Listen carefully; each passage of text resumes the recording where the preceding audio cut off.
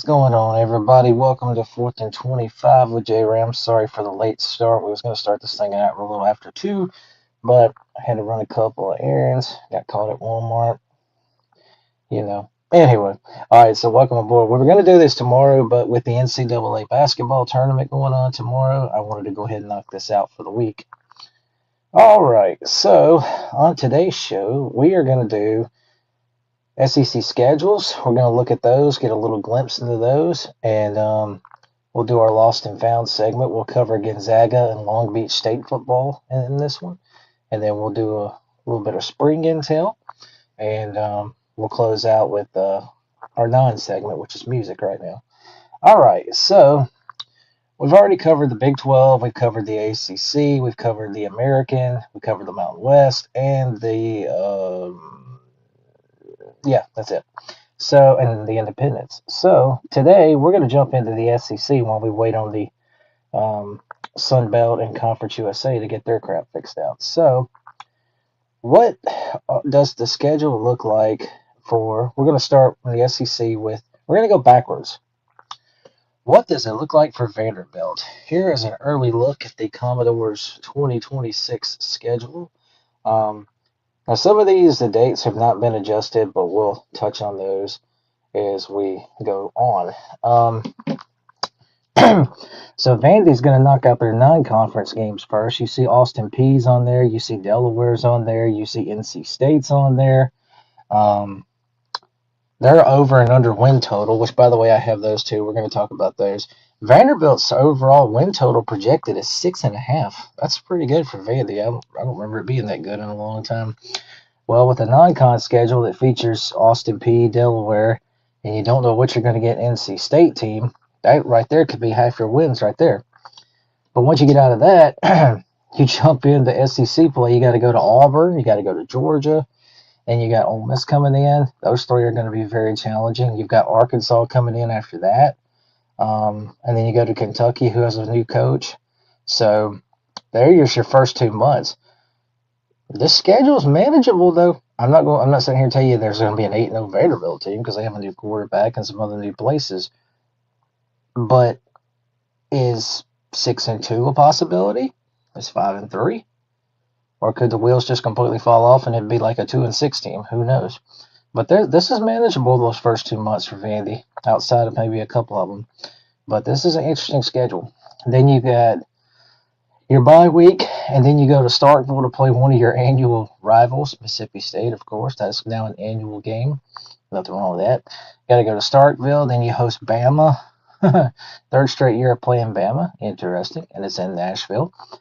Then you go to Gainesville, and then, of course, you close with your arch nemesis at Tennessee.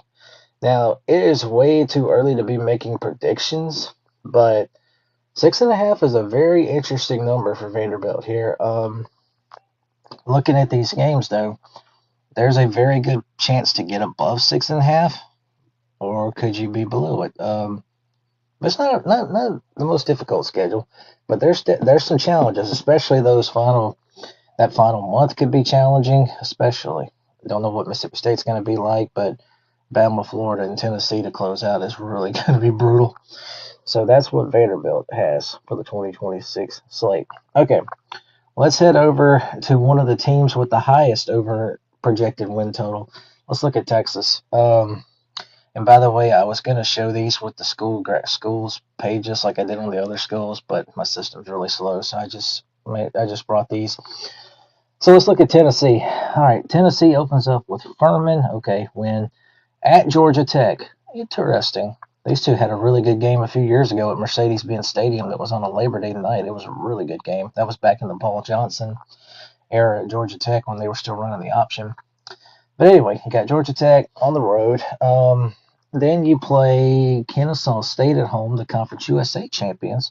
Don't know what they're going to look like, but it's a game you're expected to win, of course. Look at that SEC opener, Texas. Ooh. You got Texas coming in. You got Auburn coming in. A great start. Very, very fun start there. Then you got to go to Fayetteville. Obviously, you don't know what Arkansas is going to be like in year one of the Ryan Silverfield era. Then, of course, looky, third Saturday, October. Bama. as the Tide come back to Knoxville. Of course, huge game always. At South Carolina the following week, another team, South Carolina, who, by the way, over and under win total projection 5.5. More on them in a little bit. You've got your off week, and then you close out with arch nemesis Kentucky. Don't know, of course. You're at A&M. Look at who comes to town the week before Thanksgiving. You got Lane Kiffin and LSU coming in. That's going to could be very interesting. And then you close, of course, at Vandy with your arch nemesis. So, Georgia Tech does not have Haynes King anymore. They did bring in Justice Haynes at running back. I still think they'll be a solid club. So, might be a tricky game there for Tennessee, who doesn't know who their quarterback is. New defensive coordinator, even though I think they're going to be solid on defense. But 3-0 start could very well be in the cards. But Texas and Auburn in back-to-back weeks, they're both at home. But Tennessee's over and under. What was the win total? 6.5.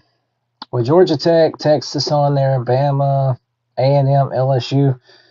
That it could be a stretch. They could be a 6-6 team, or maybe even an 8-4 team, or a 3-9 team. So we'll see what happens with the Vols in 2026. Early glimpse of their schedule. All right, let's go over to the Lone Star State and look at one of the Texas schools. We'll start with A&M. Their projected win total is 8.5 for this year, and this is a team that made the playoff last year. I think their QB's back. They've got some really good pieces back. They also worked the portal pretty good. They open against Missouri State, and then Arizona State comes in the second week of the season. That's an interesting game. Could be a good non-con game. May not be. Who knows? SEC opener is Kentucky. Okay, you got that one at home. That's one you're going to be expected to win. Then you got to go to Baton Rouge. Obviously, that's going to be a big challenge. You've got one of your rivals, Arkansas, coming in, even though I don't think that's a protected rivalry. I can't remember. You've got Arkansas coming in. Got to go to Como to play Mizzou. That ain't going to be fun. Your final non-con game, the Citadel. Okay, win. Look at there. October 24th, though. You go to Tuscaloosa. Huge game. I'm sure that's going to be a big challenge. It's going to be a big one. Also, the same bye week as Vandy and Tennessee, I see. And then you close out. This is the final month for A&M at South Carolina. Who knows? They could be bad. They're already dealing with injuries in the trenches, sadly. But you've got Tennessee coming in. Okay. At Oklahoma, who should be good. And then Texas. That is a pretty brutal final month. Remember what happened last year when A&M played South Carolina. Remember that crazy game? Saw an insane comeback. But anyway, 8.5, and I look at this schedule. They should get Arizona State, though, in my opinion. Do I dare say we could be talking about a 6-1 start before that trip to Tuscaloosa? Maybe. But 8.5. I would say 9-3 at best, if I just had to guess, but it's way too early to really get into these predictions. But that's just a little glimpse of Texas A&M's schedule. All right, let's look at Texas. 9.5 is the projected win total. They have the most, along with LSU and Georgia.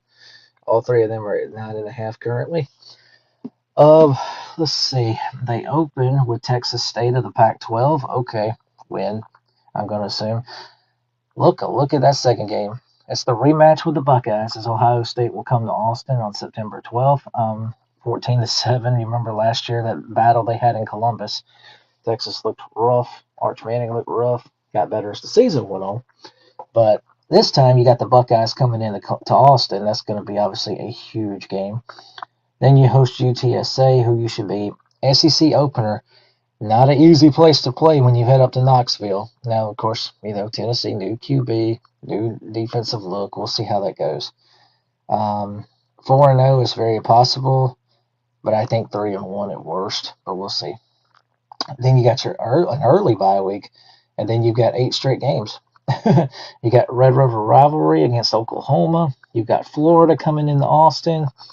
They should be better under Coach Sullivan. Ole Miss coming in. What does Pete Golden's team look like? You've got Chambliss. You got Lacey. You still got plenty of talent. We'll see. Then you got the other Mississippi school coming in right after that with Mississippi State coming in. Who knows where they're going to be? Then you got some very good road trips. You got to go to Como to play Mizzou. You got to go to Baton Rouge to play the Tigers. LSU and Texas. About time we got that as a SEC game. And then you host one of your nemesis, Arkansas, the next to last week, and then of course you go to A&M. So 3 of the final 4 are on the road, and those are going to be very hostile environments, more than likely. 9.5 though, again, it's the win total. Too early to really go into it again, but I would strongly consider the over, because I think Texas is going to be really good, but with the way the 9-game conference schedules are, I would be stunned if anybody went 11-1. But that's just me. All right, moving on. Let's take a look at South Carolina. What does this year hold for Shane Beamer and the Gamecocks? Their over and under projected win total is 5.5. It was 6.5, but it looks like it's dropped. Like I said, they're already dealing with, unfortunately, injuries. Their best lineman they got in the portal was already hurt, and he's out for the year, some kind of an injury to his knee. But let's look at the schedule. Kent State, Townsend, okay, 2-0. Then those next 3, you've got Mississippi State at home, got to go to Bama, you got Kentucky at home. Ugh. If you can get out of that at 2-1 and you're 4-1 going into that Florida trip, glad that game's back on the schedule. You could find a way, but here's the thing. You're trying to get to a bowl game. You were terrible last year. You got Florida on the road. You got a bye week. Tennessee comes in. Then you go to Oklahoma. You got A&M coming in. You've got Arkansas on the road. Georgia is your next to last game. And then your final game, of course, your arch nemesis, Clemson. But they've won at Clemson before. So Arkansas, Clemson provide opportunities. Maybe Tennessee's an opportunity. But I think it's all important for the Gamecocks to be 4-1 when they go into that Florida game. Because they could go 0-3 in that stretch. And if they go 0-3 and they're 2-3, season could spiral right out of control. All right. Continuing on. I see we're already out of order. My apologies. Let's look at Missouri as the Austin Simmons era begins in Como. Missouri win total is currently 6.5. I think that might be a little low, honestly, but that's just me. They open up with Arkansas Pine Bluff. I believe that game has officially been moved up 2 days to, I think it's September 3rd on my birthday, a Thursday night. Let me check. I will check for y'all just to make sure, because I don't want to deceive you or tell you the wrong info. But I think this game has been set for a Thursday night game, and it's going to probably be a SEC network game if I had to guess. And it should be over by the end of the first quarter. Let's see. Mizzou and Pine Bluff. Yep. It is, September 3rd. That is Thursday night on the SEC network. So ignore that date you see on the screen. It is actually September 3rd. Okay. Then you go to Kansas. Obviously, the border war. It was so cool to see that game last year, even though Missouri dominated. But good to see those two at least play a couple times. Missed that rivalry. You got Troy coming in. Sunbelt pesky Troy, who's kind of been down a little bit. You should win. 3-0, very possible. You go to Starkville. What is this year 3 hold for Jeff Levy and the Dogs? I think they're going to be better. And Starkville's not an easy place to play, of course. Gainesville, you got Florida coming in. You got Florida and Texas A&M both at home the next 2 weeks. Whew. You need to get one of those, in my opinion. Florida's probably your better chance, but you might also get blown out in both of them. You just don't know.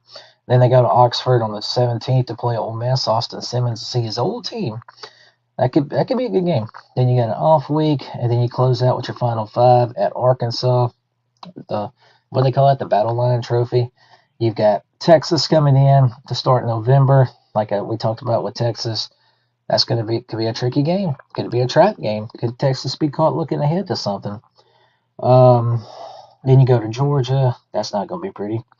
And then you got your final 2 are at home. You got Kentucky at home, and then your rival Oklahoma. So, yeah, I think 6.5 might be low for this team. I think they could do a lot better than that. You got 3 very winnable non-con games. I think Mississippi State's winnable. I even think Ole Miss is winnable. I think Arkansas is winnable. Kentucky's winnable. That's just a few of them right there. So if you say 6.5, over might be a good bet. We'll see though. What if they go in there and lose to Kansas? They're 2-1, and what if they get tripped up in Starkville and they're 2-2 going into that 3-game stretch before their bye week? Wheels could fall off. Who knows? All right, moving on. Let's take a look at Oklahoma. This is the Sooners' 2026 schedule. Oklahoma's win total currently is 7.5. Another one I think might be too low, but that's just me because I think this is a very talented team that's got some good pieces back, including John Mateer. They open up with UTEP, who they should blow out. Let's see. Then you got the trip to Ann Arbor on the second week, the rematch with Michigan, who you beat last year at home. Now you got to go to the Big House. First year coach Kyle Whittingham. Some good players up there. Oklahoma, Michigan, sign me up, baby. Then you got New Mexico coming in. New Mexico, 9-win team last year, but we know their roster is not near what Oklahoma has. Games should not be pretty. But look at that SEC opener, September 26th, Oklahoma at Georgia in Athens. Get your popcorn ready. That could be good. It could be bad. Who knows? But just the thought of Oklahoma playing Georgia in the regular season has me excited. If you remember their playoff game a few years ago at the Rose Bowl when Baker Mayfield was at OU, that was a great game. It'll be fun to see those two collide. Okay, so like Texas, they get an early bye week, and then of course they play Texas. The Red River rivalry, Red River Shootout. That's what I prefer to call it. It's the Red River Shootout. Should always be that name. Uh, Maybe a toss up, but who knows? You got Kentucky coming in. That's a game you're going to be expected to win. New coach, it's a lot of new. Got to go to Starkville. That's a game you're going to be expected to win. South Carolina, another game you're going to be expected to win. That's 3 SEC games right there you should be expected to win. Got to go to Florida. Swamp's never easy. Where will Florida be by this time when we go into November? Who knows? You've got Ole Miss coming in. Ole Miss escaped you last year in your house. Can you pay them back? Should be a good one. A&M, can look forward to seeing those two play again to the next to last week of the season. Both these teams are playoff teams. What if there's playoff aspirations in this game? And then, of course, again, you close out at Missouri against your neighboring rival. Could there be playoff implications there? Could Missouri play spoiler? So Oklahoma, though, 7.5 win total projection. Man, I think they can cover that in a heartbeat, or they may not. Who knows? What if you lose to Michigan and Georgia, and you're 2-2 going into your bye week, and then what if they lose to Texas? Then you're 2-3 going into the other 7 games with matchups against teams like Florida and Ole Miss and A&M and Missouri still in the schedule. So Oklahoma needs a good start, to say the least, and I think they're more than capable of it. All right, moving on. Let's look at Mississippi State.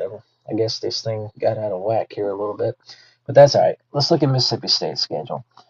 The Bulldogs have one of the lower win totals. They are at 4.5 right now for this season. Now, Mississippi State won 5 last year and still went to a bowl game because we didn't have enough 6-win teams to fill the slots because now apparently it's a cool thing to decline bowl bids. Roll. But anyway, I'm not going to rant about it. So Mississippi State opens over Louisiana Monroe. Okay, win. Look at that next month, though. At Minnesota, not going to be easy in the Big Ten. A solid Minnesota program. At South Carolina, winnable, but also a hostile environment. Who knows? Early in the season. Missouri coming in. How good will they be? Alabama coming in. How good will they be? It's good to see State and Alabama playing again, by the way, as we call it, the Battle of Highway 82 in Starkville. So, then you got your bye week. It is imperative to me to have a good season. I think Mississippi State needs a 4-1 start. You probably can guess who I'm giving them the loss to. But could they start 1-4 and the wheels fall off? Because Minnesota's not going to be easy. South Carolina and Missouri probably ain't. So there's a lot of scenarios that could go this way for the Dogs. So after that, you come off your bye week, and then heaven help me, at LSU, Oklahoma at home, at Texas, and then Vanderbilt at home. That's the next month. Oh, brutality in this conference. Vanderbilt is not even a pushover anymore. We know Vanderbilt's a better program. I mean, my gosh, they won 10 games last year. And then you got Auburn at home, new coach, new quarterback. We'll see where they are by then. You got Tennessee Tech at home. That's a game you should win. And then the Egg Bowl, which is another one. You see, it says the 28th. That's not correct anymore. It is November 27th. They will play on Black Friday in Oxford. So I wish it was on Thanksgiving, but that's just me. Anyway, but yeah, Mississippi State needs another team that needs a really good start. You've got an opportunity with Missouri at home. Now you got Minnesota, South Carolina. Who knows? You could win, you could lose. And then you got games that you could win against Vanderbilt, Auburn, Tennessee Tech, and who knows what the Egg Bowl is going to be like. 4.5 though, might be reasonable. Might be reasonable. All right, let's keep it going. Let's look at Ole Miss. Let's see what the Rebels have for 2026. Current projected win total for Ole Miss is 7.5. Would not be shocked if that moved up a game, depending on what happens with Trinidad, even though I think he's going to play. I think Judge will take care of him, if you want my honest opinion. But say Trinidad's good to go and everything. Ole Miss opens up. Now, you see Louisville there. It says September 5th or 6th. Again, this has been official. Ole Miss Louisville will be Sunday, September 6th in Nashville, Tennessee. Why is it Nashville? Some kind of kickoff game. But anyway, that'll be a Sunday night game on ABC. Super excited for that one to watch the Rebels play. But they'll open up with Louisville. Game you should win, but Jeff Brom's teams are not a cakewalk. Then you got Charlotte, who you should beat. And then September 19th, oh boy, all eyes of the country are probably going to be on this one, especially the media and all the news. LSU and Oxford. I ain't got to tell you, you know who LSU's coach is. You know the story. You know the whole thing. So September 19th, I don't think it gets any bigger than that. And then you go to Florida the following week. So what if you beat LSU and you're just drained, you're wore out, you're diffused from that situation, and then you go into Florida, a place that you struggle to win at. You lost there last time, and it cost you a playoff spot possibly. But what if you go to Florida and overlooking and still recovering from LSU, and you get beat before your bye week? It's possible. But anyway, after the bye week, Ole Miss will come out and play Vanderbilt and Nashville. Ole Miss hasn't played Vanderbilt in a few years, so it'll be good to see them two play again. At Vandy, you got Missouri. Both of those are very winnable games. A lot of new with those two programs. Got to go to Texas. That's not going to be fun. Then you've got Auburn at home and Georgia at home. Back-to-back home games with Auburn and Georgia. Are they winnable? Maybe. You know, Georgia's going to be out for revenge after Ole Miss beat them in the playoffs last year. Got to go to Oklahoma. You know, Oklahoma's going to want revenge. Wofford, you should win that game. And then, of course, the Egg Bowl on Black Friday, November 27th. I know that says 28th. But again, that's been officially fixed. So, I think 7.5. Even with Trinidad and Kiwan back, 8.5 might be hard. I don't know, but I think an 8-4 season is very possible with the schedule. Or if just the right cards fall, maybe 9-3, maybe, but it's going to be difficult. But anyway, 8-4 seems feasible. Who knows? But or things could get rough and they could be 6-6. Who knows? I think. But this is what Ole Miss has in the first full year of the Pete Golding era. All right, continuing on, we've got 7 more to go. Let's look at Kentucky and their 2026 schedule. Kentucky will play Youngstown State first of the FCS. By the way, their win total is also 4.5. I'm a little shocked that it's that low, but I'm also not shocked. They'll open up with Youngstown State. Then their SEC opener is Alabama. September 12th. Even though we don't fear Bama like we used to, Alabama comes to Lexington to start SEC play. Then you'll go to A&M. Holy crap. Will Steen, welcome to the SEC in week 2 and 3. Holy crap. But then they play South Alabama, who they should beat. Then you got to go to Kentucky. Always a tough series. Always a tough series. LSU will visit you on October 14th.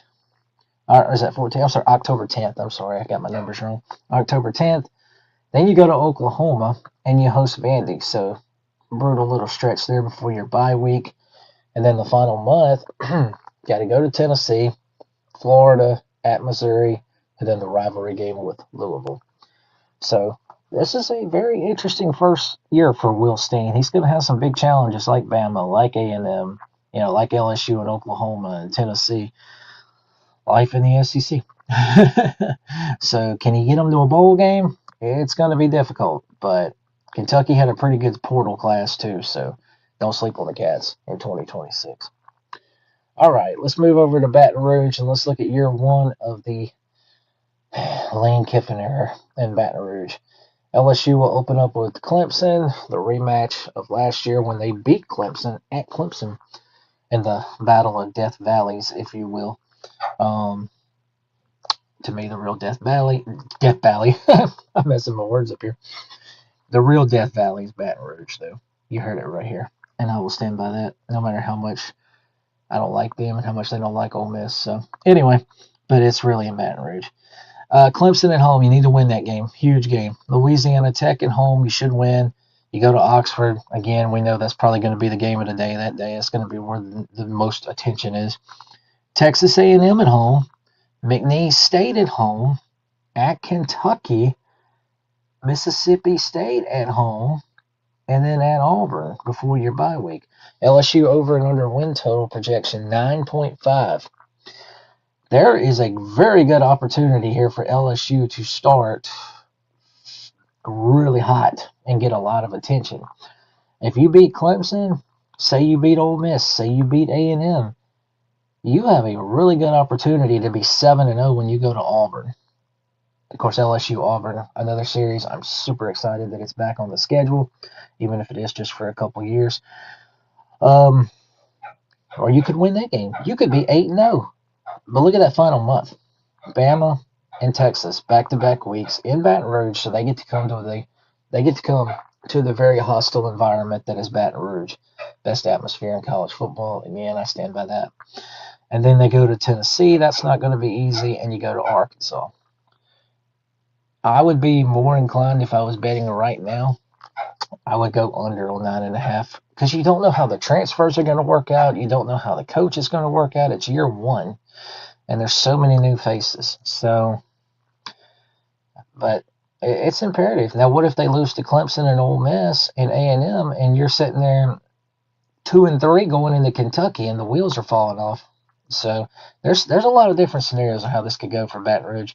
It could be a couple of flat tires, or it could be a rolling machine that first 2 months. Time shall tell. All right, let's move over to Athens and look at Kirby Smart and the Georgia Bulldogs and their 2026 schedule. Now, they're going to open up with, I believe, Tennessee State. Let me make sure. Yeah, Tennessee State. That is the opener. And then you host Western Kentucky. Okay, you're 2-0. SEC opener at Arkansas. I mean, still a good atmosphere, new coach, a lot of new in Fayetteville. A game you're going to be expected to win.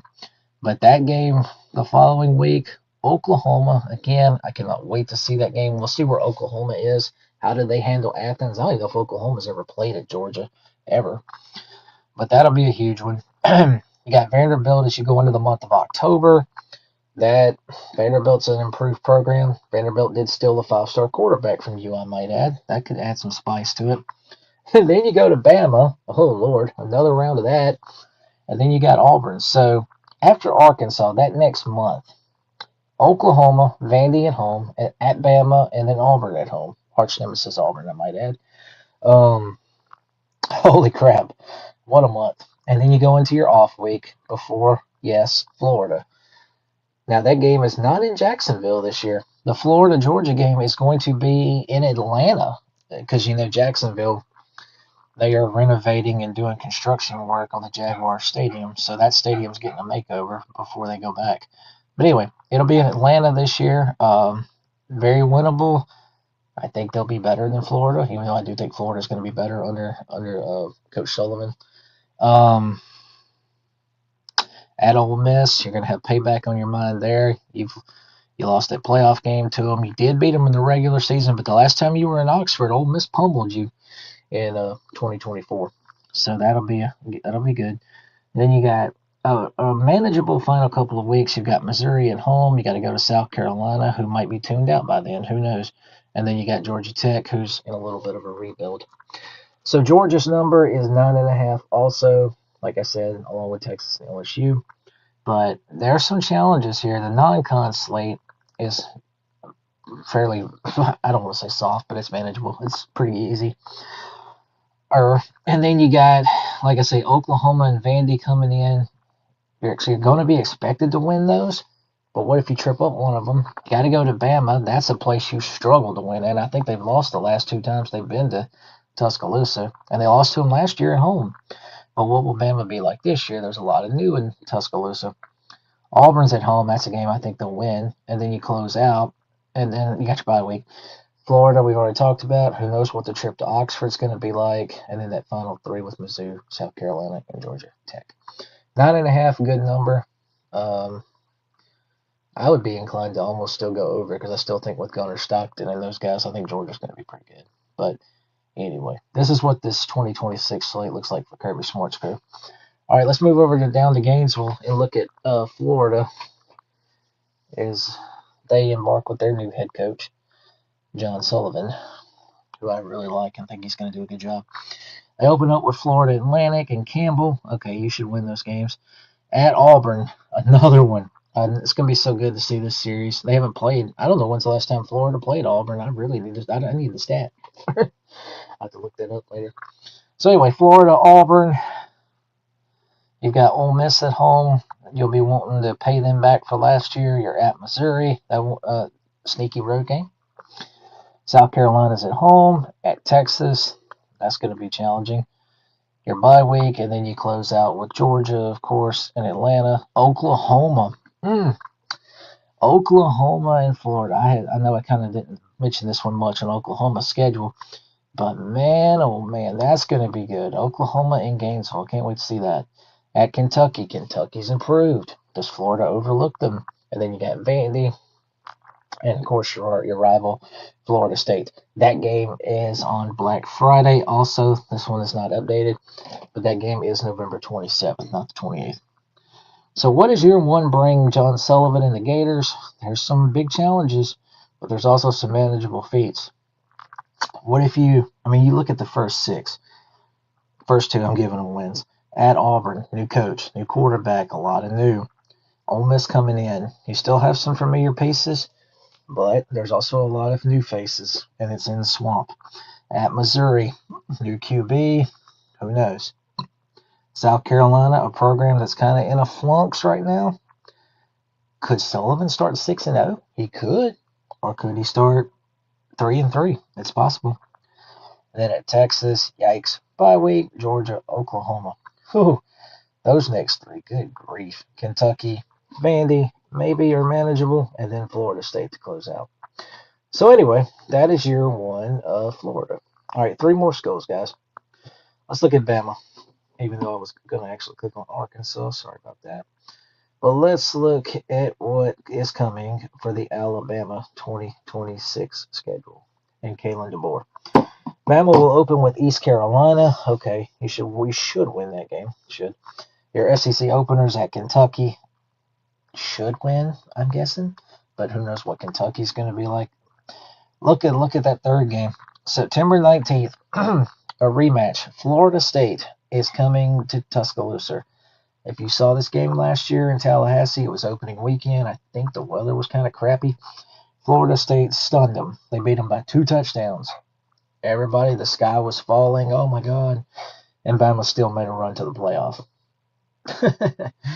So that loss did not kill them. But Florida State won this game and the wheels fell off on their season. So we'll see here. You know Alabama fans have got this one circled, though. All right. You got South Carolina at home, at Mississippi State. Those are very manageable games. South Carolina has gave you fits, as we saw last year in Columbia. Now, they haven't played State in a few years. Be good to see that again, the Battle of Highway 82. But look at those next 3 before the bye week. Georgia at home, at Tennessee, and Texas A&M at home. 2 playoff teams and a trip to one of your bitter rivals in a hostile environment. That's a brutal 3-week stretch. Bama better get two of those at least, because if they lose 2 of those, ew. Now we go into your bye week, and then the final month you got back-to-back trips to LSU and Vandy. Obviously, the game at LSU will be huge, more than likely. At Vandy, who knows where Vandy is by then? You got Chattanooga, you should win. And then you got the Iron Bowl. So we go to the Kalen DeBoer versus Alex Galish in the Iron Bowl. But looking at this schedule, though, Bama could start 4-0, and then you beat State, you're 5-1. I think it is imperative to be 7-1 going into that bye week. If not, if they're 5-3, DeBoer might be gone. Who knows? But anyway, at LSU, at Vandy, Chattanooga, and Auburn. And by the way, Bama's win total is 8.5. Ooh, it's possible, but we'll see. All right, 2 more. Let's look at Arkansas. This is what year 1 of the Ryan Silverfield era looks like in Fayetteville. They open up with North Alabama, should win. Sneaky good non-conference game the following week. Look at that, September 12th. Arkansas at Utah. Okay, that's an interesting one. SEC Big 12 clash. How do the Razorbacks handle it up there in the higher elevation Utah mountains in a very loud atmosphere, by the way? If you've never watched a game at Utah, you probably don't know what I'm talking about, but pretty crazy atmosphere. Next week you get Georgia. Hello. So you got Utah and Georgia back-to-back weeks. Good luck with that. Tulsa, game you're going to be expected to win. At A&M against your rival. Probably going to be very difficult at Kyle Field. Tennessee coming in. I feel like Arkansas and Tennessee should play more often. I don't know. I guess it's because they're neighboring states or something. But anyway, Tennessee visits you on October 10th. That is a chance to get Ryan Silverfield a good win. That would be a chance to build a win, get a win to build some momentum. Then you go to Nashville to play Vandy. Another opportunity, perhaps.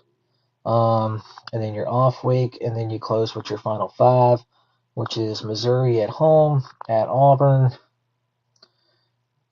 Arkansas can win at Auburn. We've seen it. They got South Carolina at home. That's winnable. You're at Texas. Probably giving you an L on that one if I had to, even though it's only March. And then, of course, LSU. It's good to see LSU and Arkansas at the end of the year. Again, the battle for the boot. So, before the bye week, if there is a chance, what if Arkansas was to go to Salt Lake City and beat Utah and pull an upset? You're 2-0. You got some momentum. Georgia splatters you. What if you beat Tulsa? What if you're 3-1? Could Arkansas get to 5 wins, maybe 6 wins? Quite possibly. But their win total is 4.5. All right. But it'll be interesting to see what Ryan Silverfield does in year 1. All right. Final schedule. Let's look at Auburn. Auburn's 2026 slate opens in Atlanta against Baylor. I don't know why this game is in Atlanta, considering last year they played in Waco. But what do I know? Anyway, Auburn, Baylor should be good. You got Southern Miss at home. Blake Anderson's the new coach down there. You're expected to win. SEC opener is Florida. Again, happy to see that game. Vanderbilt at home. That's a game you should win, but you've lost a couple of them lately, so you might be underdogs. So let me rephrase that. That's going to be a toss-up. Auburn's win total, by the way, is 6.5 projected win total. Vanderbilt toss-up. You got to go to Tennessee. That's going to be interesting. Good to see Auburn play Tennessee, too, again. Your off week, and then for the other 7, you're at Georgia. At Georgia, LSU, at Ole Miss. That's 3 weeks. Holy crap. That's going to be brutal. You got Arkansas at home. You got to go to Mississippi State and Samford at home. That's 3 weeks of very manageable games that you could win. And then you're at Alabama, of course, Iron Bowl. So, what does year 1 bring Alex Galish? If they could beat Baylor, what if you beat John Sullivan? What if you beat Clark Lee and you're 4-0? That's a great start. If you're 4-1 going into that Georgia game, you might be off to the races, because You need to build some momentum because after that bye, there's teams like Georgia and LSU waiting on you. So anyway, it'll be interesting to see. But that's what year one calls for Alex Golesh and the Auburn Tigers. All right. So, man, I didn't realize we went that long. All right, we're going to do our quick break. And when we come back, we're going to jump into our Lost and Found segment. We are going to look at a brief look at the history of two more college football programs that don't exist anymore, sadly. Last week we did, crap, I forgot who we did last week. I know we've done Pacific. I know we've done Santa Clara. And there was a couple other schools. But anyway, this week we'll look at Long Beach State and the Gonzaga Bulldogs. So I will be right back. To hate Andrew Anderson, stating truth that just can't wait. Got a podcast like a punch right to your face. College sports villain, taking it over the place. I'll bring the facts whether you like it or not. Dropping truth bombs, giving it all I got. They call me a villain. Well, I wear that badge with pride. Nothing but secrets they try to hide. I rock in my veins, rebellious to the core. I won't back down, won't take it anymore. The bad guy of the podcast world, that's me. Unleashing the truth, setting it all free.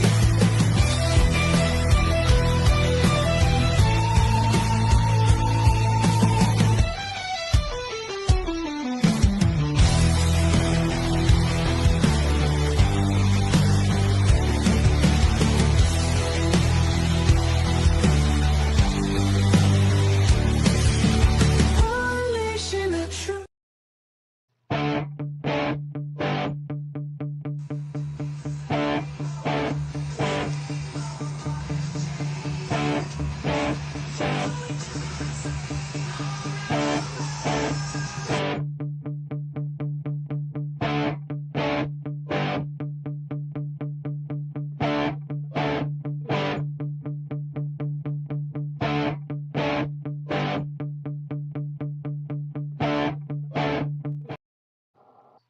All right, guys, welcome back to 4th and 25 with J-Ram.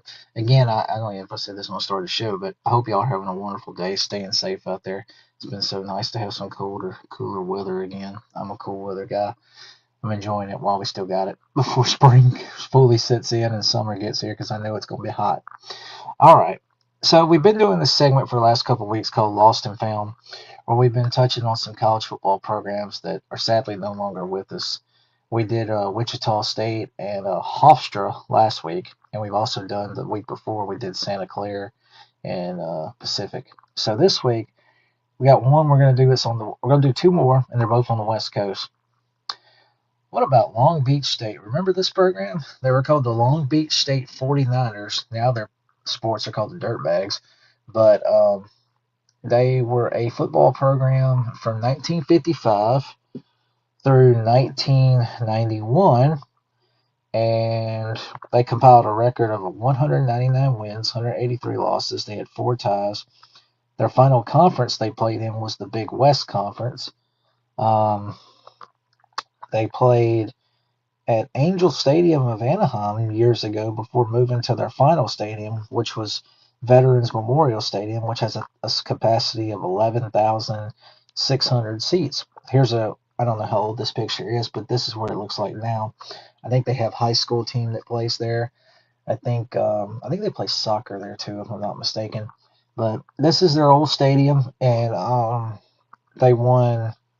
Let's see. Okay. Yeah. Oh, that's not it. There it is. Okay. So here's some stats on them real quick. 3 conference championships, 1970, 71, and 1980. They went 9-2-1, 5-1 in 70. 1971, they were 8-4, but 5-1 in the conference. 1980, they went 8-3, but they went undefeated in their conference play, going 8-3 and 5-0. They only played in one bowl game. That was the 1970 Pasadena Bowl, where they tied the Louisville Cardinals at 24. And then they produced three All-Americans. That was running back Leon Burns of 1970, 1979 defensive tackle Herman Parker, and defensive back Joe Hindy of 1984. And one little side note, the school also produced three Pro Football Hall of Famers and head coaches George Allen and Willie Brown. You probably know them. And then you probably really know this one. This is also the alma mater of NFL legend running back Terrell Davis, who played for the Denver Broncos and won a Super Bowl. So, neat little nugget there. All right. So, that is just one look of another program that is gone and sadly missed, the Long Beach State 49ers. All right. Our next one, we are going to look at, also keeping it on the West Coast, we're going to look at a school that many of you probably know of today, but you don't realize is that once upon a time they had football. Excuse me, guys. They had football. How about let's take a look back at the old program known as the Gonzaga Bulldogs. We all know them for basketball now because obviously they're a power in basketball and they have a great history. And they're actually not a bad baseball program either. But they did have football at one time.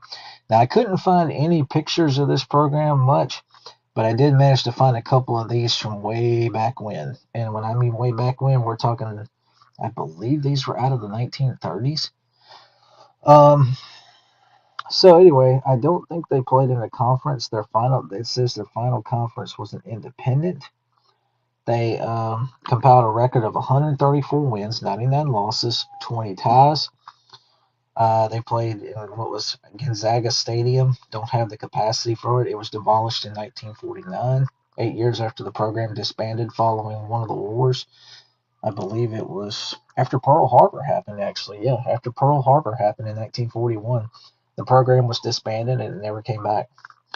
They had one bowl appearance. They lost 21-13 to West Virginia in the San Diego East-West Christmas Classic. And I don't know why the year's not up there, but anyway.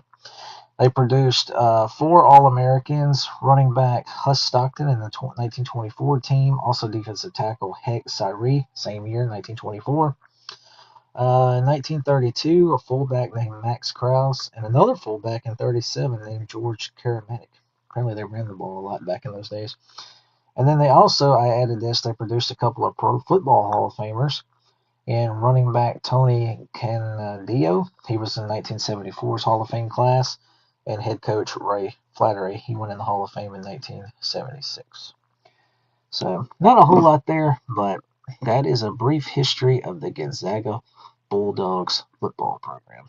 I wish they were still around. I wish they would come back. Because to me, that logo with the white helmet would be, in my opinion, pretty sweet. So, that's Gonzaga. All right, so next week we will look up the Jacksonville Dolphins, University of Jacksonville, who used to have a football team. And we'll also look at Northeastern University. I believe they were called the Huskies, but we'll look that up. All right, so I'm going to take one more break. We come back. We'll do a quick little bit of spring intel because spring practices are going on. And we'll also do our non-football segment. See you guys in just a second. It's on time, you can get to work by 9 and start your slaving job to get your pay. If you ever get annoyed, look at me, I'm self-employed. I love to work at nothing all day, and we've been taking care of business every day. Taking care of business every way. We've been taking care of business. It's all mine. Taking care of business, and I've been working overtime. Work out. All right, guys, welcome back to 4th and 25 with J-Ram. Sorry about that. All right, so spring practices are going on, obviously, across the country. Tennessee's practicing. I've seen Michigan, Bama, Auburn, USC, I believe. Nebraska's just going to wrap up here very soon. UCLA has not started. Some of the G6 schools are going. I think Ole Miss has not started yet. Mississippi State's going. Texas is going. So everybody's getting at it. The spring ball is underway. Georgia's also underway. Some things just real quick I caught from around the country. Talk about Oregon real quick. Coach Dan Lanning said there were at least 8 players who turned down the draft to come back, including quarterback Dante Moore, D lineman Amari Washington, Bear Alexander, Mateo Ugalili, and linebacker Tito Taoti. I hope I said that right. Um, Coach Lanning said this is his biggest returning group of NFL prospects he has experienced in Eugene as he enters year 5 as the coach. All these guys could have gone and declared for the draft and would have been drafted. They bet on themselves to come back and accomplish more. Um, yeah, players are getting more sound advice about decision-making process and has developed within their program. So for Oregon, as their spring practice I know just got going, they'll enter the season obviously with high expectations. I mean, they always do. But there's a lot of veteran presence on this team as we head through the spring. So keep an eye on Oregon as when we get to the next season. All right, let's look at Texas Tech, team Oregon knocked out in the playoffs. Texas Tech. Coach Joey McGuire said his son, running back coach Garrett McGuire, recently told him that this team's goal was to become the first school to win back-to-back conference titles since Oklahoma did it, with 6 straight from 2015 through 2020. Let's see. Texas Tech will return 14 starters from last year's title team, though 3 of the defensive players that did not come back are ranked in the top 50 draft prospects. Okay, so Texas Tech's got a lot of key pieces, and now obviously Brendan Sorsby is going to lead the offense, the Cincinnati QB.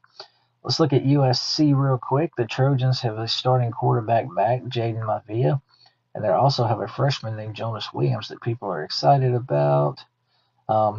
He'll be the backup obviously this year. He had an insanely good high school career in Illinois with over 11,347 yards passing and 147 touchdowns. Alabama, let's look at Bama. Kalen DeBoer, although he said there's more parity in college football because of the transfer portal, makes it continually challenging.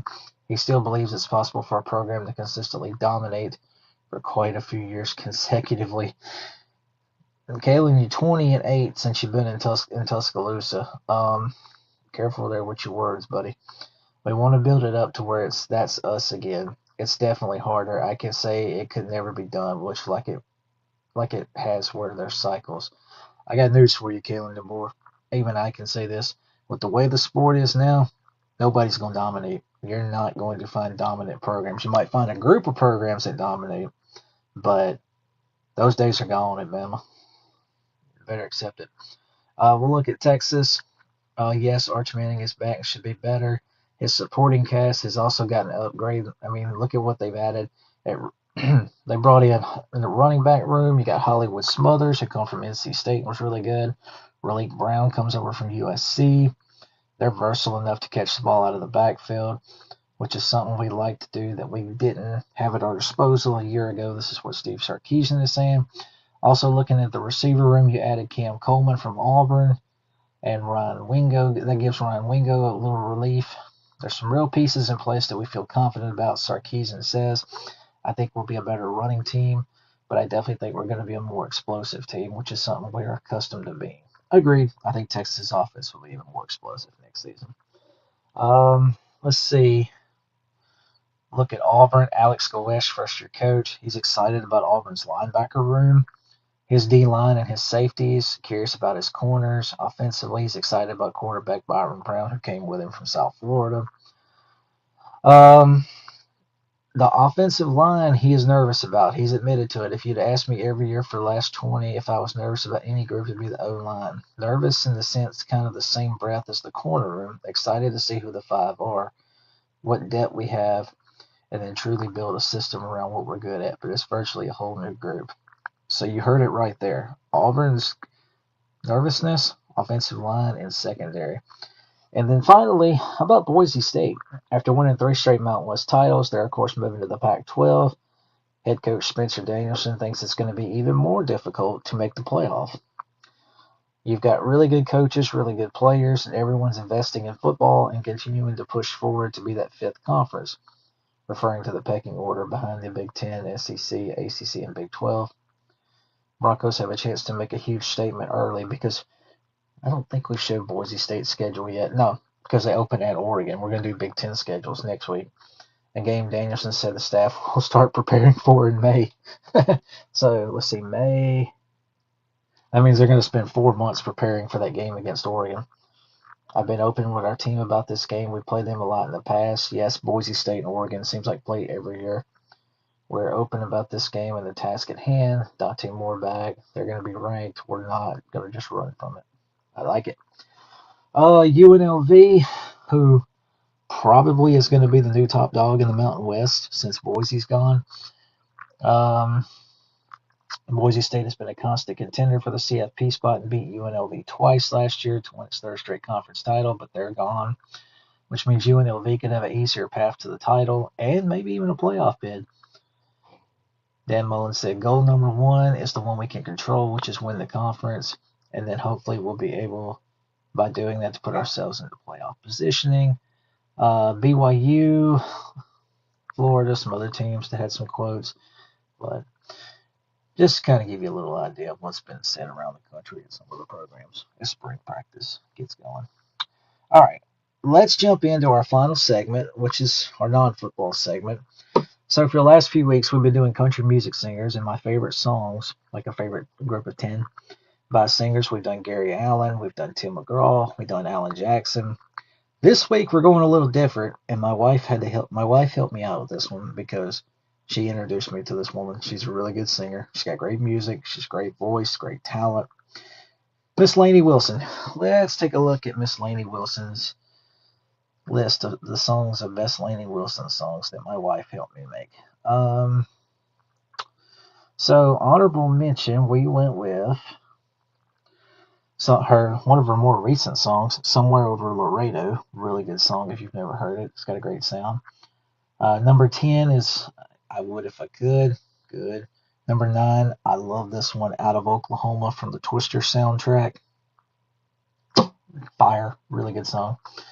Hang Tight Honey's number 8. I don't know that one really well. She does, so I trust her on this. Number 7 is Dirty Looks, another good song. 6, don't know that one. It's called Atta Girl. She loves it. I'm taking her word for it. Number 5, this is a good one. I actually love listening to this song myself. Wildflowers, Wild Horses, really good. Number 4, Things a Man Ought to Know. That's a good song if you've never heard it. Number 3, obviously a huge hit, 4x4 by You. Really good song. Great song. Number 2, Heart Like a Truck. Not gonna lie, that one's a banger too. It's really good to listen to. And then finally, and we agreed on this one. Number 1, really good song to play, especially in the summertime, is Watermelon Moonshine. Really, really good song by Miss Lainey. She's a tremendous talent, and she kind of reminds me of Reba a little bit. It's like Reba passed the torch to her a little bit, I say. But Miss Lainey Wilson, that is our top 10 Lainey Wilson songs with an honorable mention. She's phenomenal. All right, so that is a wrap, guys, and we actually are still under an hour. Heck yeah, I didn't think we was going to get under an hour because of the scheduling. As always, before we go, we'll close with a Bible verse. We're going to do 1 John 4, verse 4. Ye are of God, little children, and have overcome them, because greater is he that is in you, that he that is in the world. Good verse. I need to read the book of John better myself. All right, guys. Thank y'all so much. I cannot believe I got this many viewers. This is awesome. 18. I'll gladly take it. Thank you guys so much for tuning in and listening to me yap. Next week, we'll do Big Ten schedules. Lost and Found, we'll cover Northeastern and Jacksonville football. And I think as far as music goes, probably going to do Jason Aldean. That'll probably do our top 10 Jason Aldean songs. If there's any big news in college football, we'll talk about that if it breaks. Anything like that. And then anything else we can think of that might involve the great sport of college football. Remember, we're college football centric, 24/7, 365. There's no off season. I did take a little break after the national championship because I needed a break. I'm just me. But also, Indiana head coach Kurt Cignetti is going to drive the pace car at the Indy 500. If y'all have not seen that yet, that's a pretty cool story. I don't know how you don't like Kurt Cignetti. He's pretty cool. Anyway, thank you guys so much for tuning in. I appreciate y'all so much. May God bless y'all. Um, there's no greater victory than Jesus. There's no greater victory. He's the best thing that happened to me. He saved me. He saved me. A sinner, a sinner like me, he helped me. I can tell you that much. And I got to do a better job to glorify him. Thank you guys so much again for everything. I appreciate y'all watching. 18 viewers. That's awesome. Um, we'll be back next week on our regular day on Thursday because we really won't have the NCAA tournament to worry with then. But enjoy your weekend. Enjoy all the sports. Enjoy March Madness, NIT, whatever you're watching, college baseball, which I watch it all, NASCAR, whatever you're doing this weekend. Hope you stay safe out there. Hope you have a wonderful rest of your day. May God bless y'all. Y'all take care.